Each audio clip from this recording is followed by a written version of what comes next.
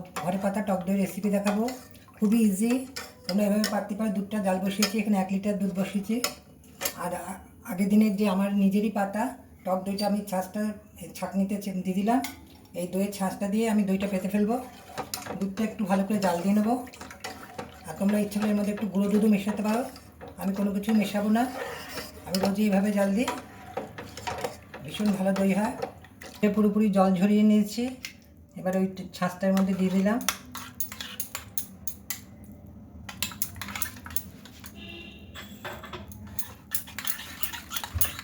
দুধটা এখন উষ্ণ উষ্ণ হয়ে গেছে।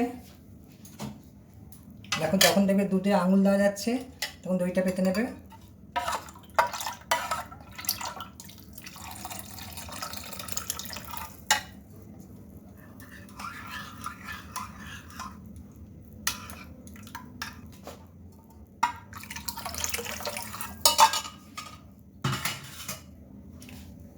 দুধটা এবারে 2 ঘন্টা মতন একটু গরম জায়গাতে রেখে দেবো। কারণ দেখবে তোমাদের দেখাবো দারুণ দই পড়বে। দইটা যতক্ষণ না তোমরা এভাবে দেখছো তখন বুঝতে পারবে না। এইভাবে তোমরা দই পাতো, দারুণ দই হবে। দইটা কেটে দিই তোমাকে, দেখো খেয়ে কেমন হয়েছে। ঠিক আছে, দেখি। বলবে কেমন হয়েছে। একদম চাপ দই মনে হচ্ছে।